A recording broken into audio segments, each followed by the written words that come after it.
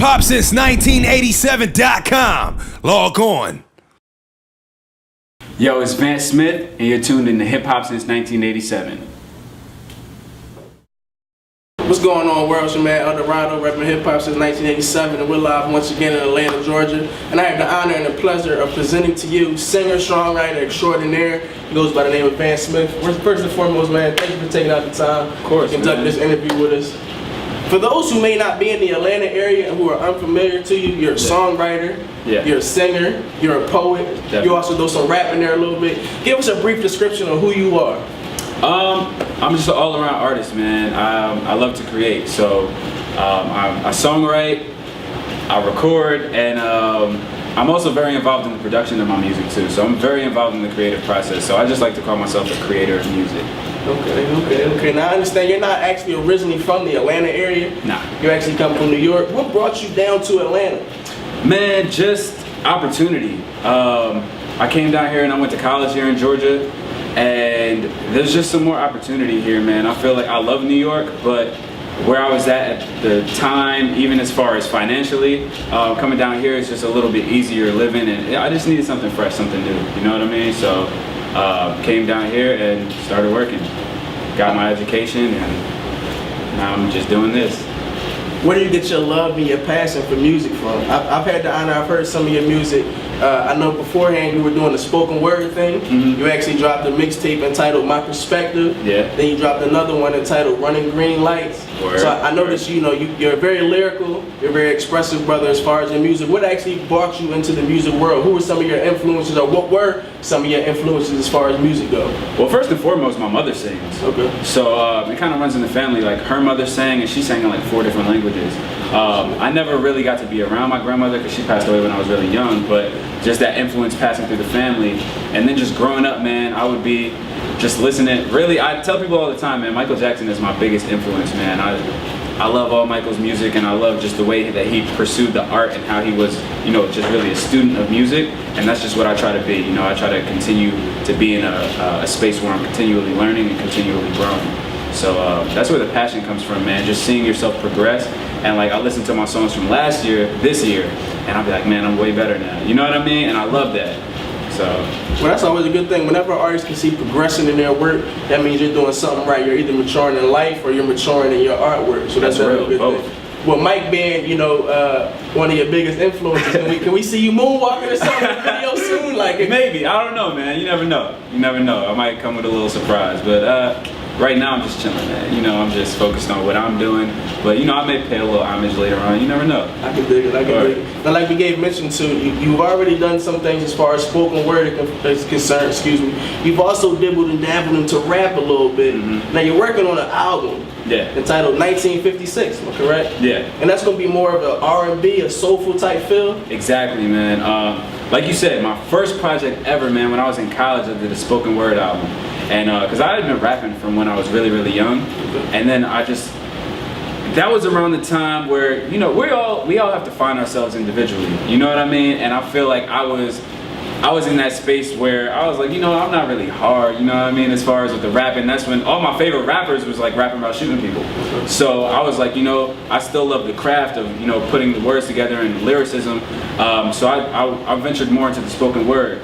And then as I started growing, I started being just around music more, and I started going into the music, into the rapping, you know what I mean? And then songwriting and singing, and so what you're gonna see is just an evolution from, if you have been around since I dropped My Perspective in 2008 to now, it's just a huge evolution, man, to where now this is a fully R&B project. So if knowing where I'm coming from and where I'm at right now, it's crazy. I don't really see anybody doing anything like that, to where I was really, really rapping, you know what I mean? Not like, I can really spit like with the best rappers, you know what I mean? And then with the R&B project, it's going to be an R&B project, nothing like halfway done, you know what I mean? So 1956 is an R&B project. Where did you come up with the? Well, first and foremost, I have heard some of your music as far as rap. Your brother can really spit. So I mean, I think that goes into your whole songwriting ability though, because if you're a good songwriter, you can do anything. As far as poetry, folk, country, you know, if you can write the music and express whatever feelings you have through words and notes, then you definitely can excel in any genre or any form of music and whatnot. That's real. But as far as 1956, and neither one of us were around in that era or that time, Yeah. Where does that title come from, and what does 1956 mean to you? Well, first, it's crazy how it keeps coming back to my mother, but my mother has been a big influence as far as what I've been doing, as far as suggestions with my career, and even she's the one who suggested that I start singing, because I was like, I'm not really a singer, you know what I mean? And she's the one who really suggested me to really start pursuing it and start crafting it. So she was born in 1956, and there was a huge just kind of turn in music around that time to where black music started getting popularized.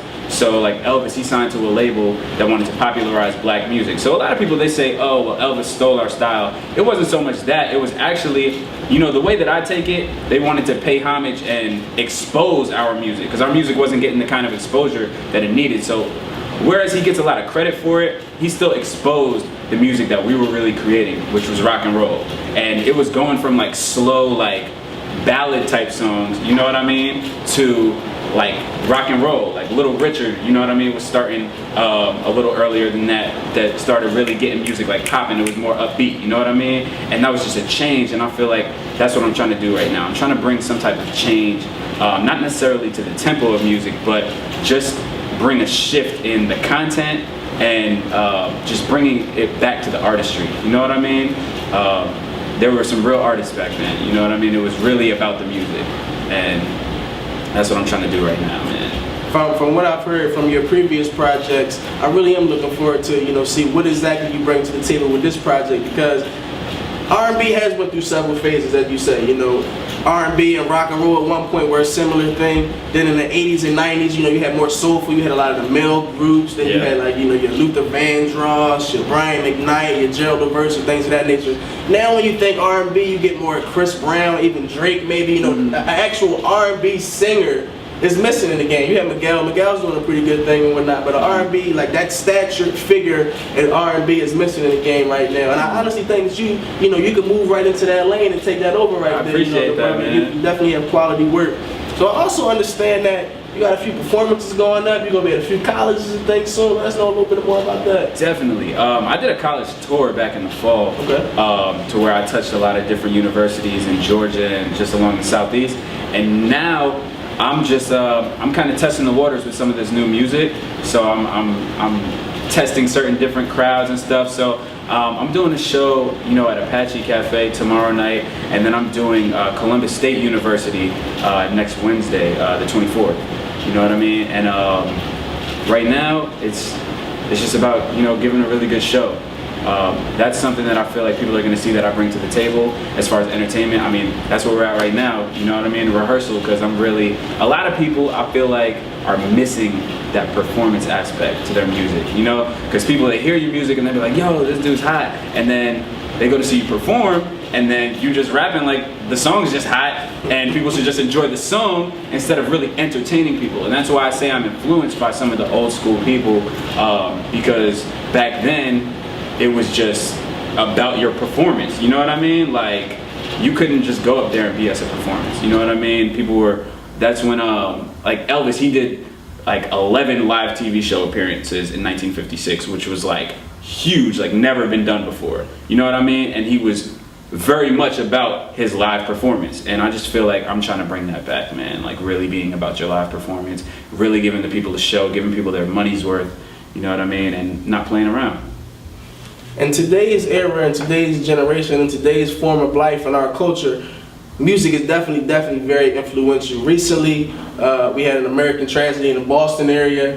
The bombings that took place during the Boston Marathon, you know, there's been a lot of attention in Boston. But about 2 nights ago, at a Boston Bruins hockey game, during the performance of the national anthem, the entire arena started singing the national anthem. So one of the biggest things about that was just showing how music can actually bring people together. Definitely. Now with your album that's coming out, 1956, what type of impact do you expect, you know, to make to your listeners and to the music world, to the music industry? I feel like more than anything, the individual listeners will really be able to have a project that they can connect with. You know what I mean? That's what I'm focused on, man. And I feel like a lot of people, they try to connect with people on a conscious level, and then they might lose that fun aspect. You know what I mean? And I feel like what you're gonna get with my project is a merging of the two. You're getting the real me. You know, I write all my own music, so like you're getting my life experiences, and then I'm also crafting it to be as entertaining as possible. It's really about the music, but that content is going to be there. It's not just songs about stuff that sound good, you know what I mean? It's songs about real situations, you know what I mean, that we all go through. The next single that I'm putting out, Go, it starts out riding around on her side of town, and I really thought about calling. Left me while I was broke, now I want her to see that I'm ballin'. I feel like that's like anybody, you know, and this is R&B. You know what I mean? So I feel like that's anybody can, you know, mess with that, relate to that, and people can really rock with it. You know what I mean? Like, that's how it goes. So that's what I feel like the type of impact I'm going to make is, you know? Make sure you stay tuned to Hip Hop Since 1987, because we'll definitely be dropping a dope visual for Go in about 2 weeks. So definitely stay tuned for us, and you know, look out for that visual coming up soon. Us being in the Atlanta area. Actually, the visual that we dropping is for Stay Real in 2 weeks. Okay. Stay Real, that's what it's gonna be dropping as far as the visual. The visual for Go will be coming soon, and it'll definitely be on Hip Hop Since 1987. Amen to that. But Stay Real from the last project is going to be the visual that we dropping in about 2 weeks. So definitely look out for that. Stay tuned to Hip Hop Since 1987, because we'll be on there. Now, being in the Atlanta area and whatnot, sports is a big thing in Atlanta. Yeah. But a lot of the sports teams don't really get a lot of support from Atlantans, or however you want to phrase it.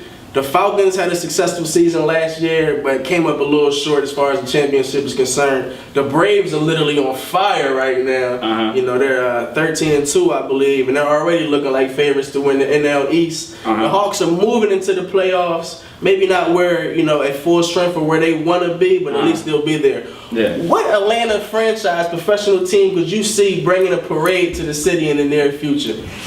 That's a good question, man. I feel like the Braves have the best chance, honestly, right now. If the Falcons come back strong next year, maybe. But I'm a Giants fan, so you know what I mean. That's really what it comes to. I talked to Victor Cruz. He's not playing. I know. He said he's not coming into that facility until he gets that money. I know, man, but we'll get it worked out, though. You know what I mean? We always do. I can dig it. But why don't you also let people know what you got going on in the future, where they can check you out as far as in the social media world. They want to contact you. Any ladies watching this, and they be like, hey, I want to hear it when I get to the let them know how they can contact you. Well, we have plenty of things coming up in the future, so just follow me on Twitter at Vance_Smith. On Instagram is the same, Vance_Smith, and just Google me. That's where I'm at, man. Vance Smith Music. The website, vancesmithmusic.com, and just holla at me, you know? Once again, man, we appreciate your time. So, man, Eldorado, Hip Hop Since 1987. We're live in Atlanta. The one and only Vance Smith. Please stay tuned for more from this brother. He's a very talented brother. Trust and believe. You'll hear a lot of good things from this man. Stay tuned to Hip Hop Since 1987. And as always, shout out my man Brian.